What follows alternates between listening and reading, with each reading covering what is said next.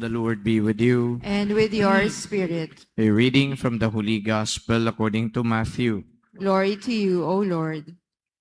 Jesus said to his disciples, "Whoever wishes to come after me must deny himself, take up his cross, and follow me.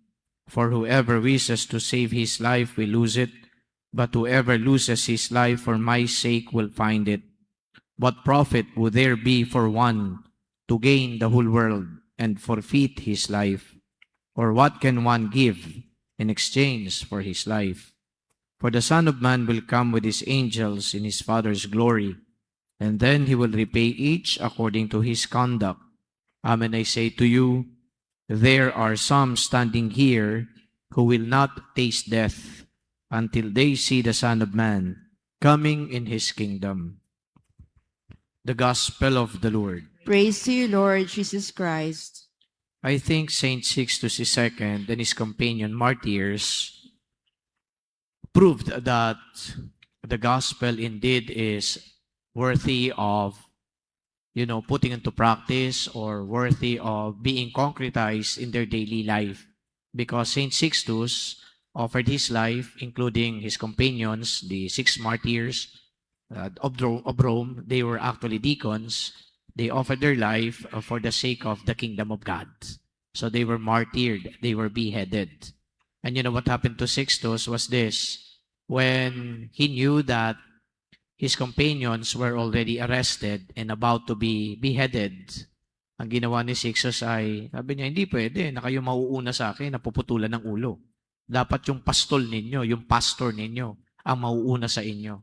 And so therefore, he offered himself first bago nung kanyang mga kasama.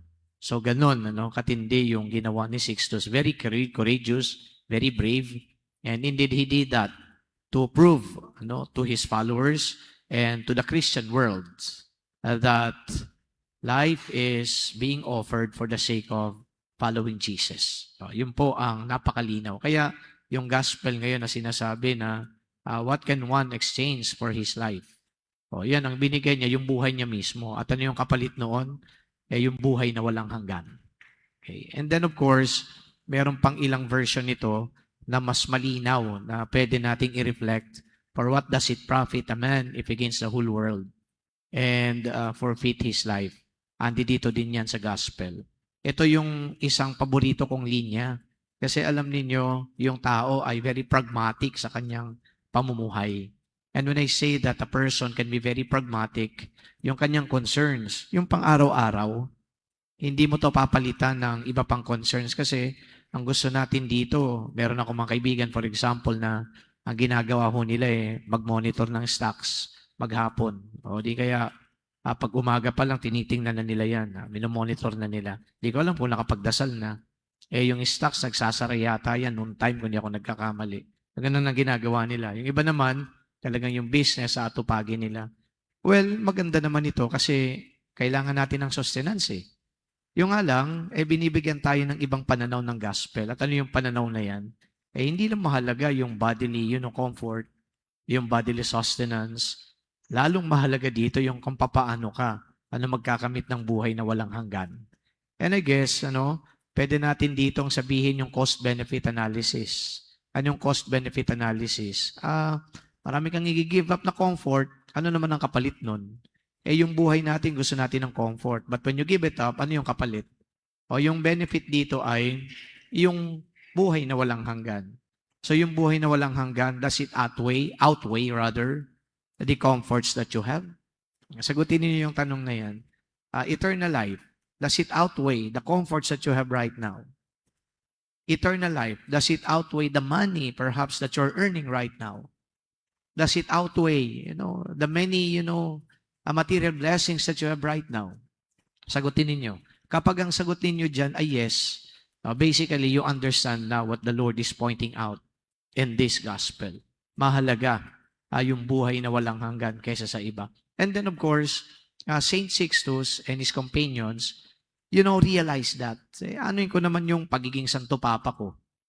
Kung wala naman akong magagawang matino. Kung hindi ko kayang i-defend yung aking flock, inuusig sila. You have to remember that during that time, Christianity was outlawed.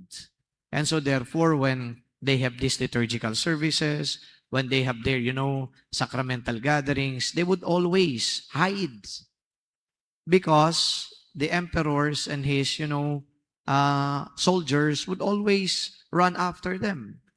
So sabi niya, kung papatunayan ko na hindi ako natatakot, magpakita man ako sa kanila at practice ko yung aking pananampalataya para patunayan ko sa Diyos na andi dito ko.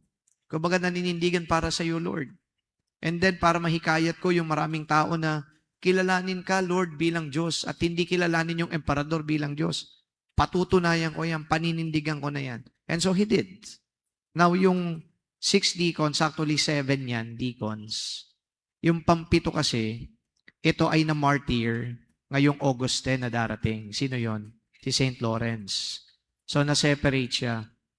Kasi itong si St. Lawrence, ang kwento naman niya, i-preempt ko na lang sa Monday pa yung kanyang feast day, yung martyrdom. Ito kasi yung nangangalaga ng kayamanan ng simbahan. At yung kayamanan ng simbahan, yung mga gold, treasures nila.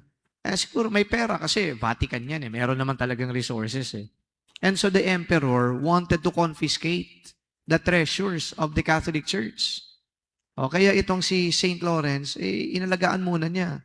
Baka nga naman mapunta pa doon sa kamay ng emperador. At hindi lang yun.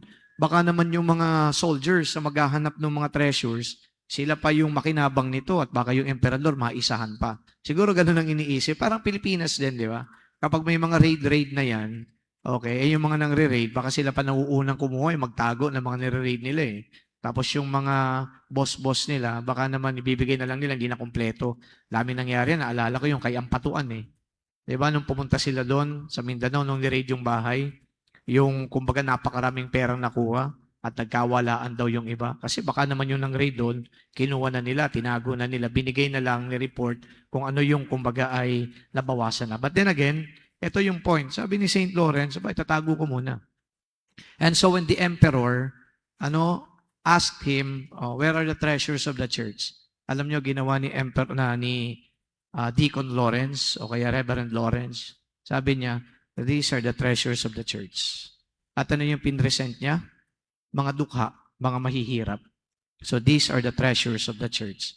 Pointing to the poor people, which I assumed, ito ay mga Kristiyano din. Ito ang kayamanan ng simbahan. Bakit kaya sinabi ni Lawrence sa itong kayamanan ng simbahan? Kasi sila yung nagpatunay ng kanilang pananampalataya, pagtitiwala, pananalig sa Diyos. Kaya sila ay mahahalagang component ng buhay ng simbahan. Hindi mo sila pwedeng, kumbaga, pabayaan ni Tatwa. So there you have it. There are people who are very much willing to offer their lives for the sake of the kingdom, for the sake of Christ. And now, that the life of Sixtus II, the deacons, and the many other martyrs was presented to us. So ano ngayon ang ating magiging commitment? Ngayon na napakinggan natin yung kanilang buhay at napakinggan din natin yung hamon. What can we do in exchange for this life? Magpapatuloy ka ba sa pagpapayaman? Magpapatuloy ka ba sa buhay na comfortable? Magpapatuloy ka ba na naghahanap ng material blessings? Magpapatuloy ka ba sa iyong pragmatism on the way you live your life? Or babaguhin na natin ng konti to the point na i-attune na natin yung buhay natin sa gustong buhay ni Jesus. And what is that? Carry your cross. Follow me. Offer your life, and then you will gain eternal life. For some people, this is very ideal. And so therefore, not easy to follow, not easy to do. But then, sino nagsabi sa atin na yung pagkakamit ng buhay na walang hanggan ay madali lang? Yun nga pong 10 Commandments na pinapatupad sa atin, hindi natin matupad lahat. Yun lang pong isang commandment doon na very specific. Thou shalt not bear false witness against your neighbor. Hindi na natin magawa. It is indeed difficult. But then, we try, we strive, we struggle, all for the sake of the kingdom of God. And may the likes of Saint Sixtus and his companion martyrs inspire us to offer our best version of ourselves, not anymore running after material riches, and financial gains, but actually gunning for that kingdom, wanting to belong to that kingdom so that in the end, we inherit eternal life. Amen.